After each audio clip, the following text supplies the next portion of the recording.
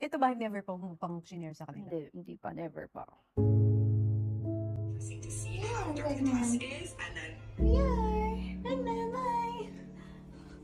Yan yung day na nalaman ko na talaga na wala. Hindi na Yung talaga. second baby. Oo, yung second pregnancy. So, parang bigla lang ako kinausap ni Lord na parang, why are you in a rush to be pregnant? Why? So, tapos naiyak ako kasi parang naisip ko, oo nga no, ba't ba ako in a rush? Why? Dahil Kasi nape-pressure ako sa tao.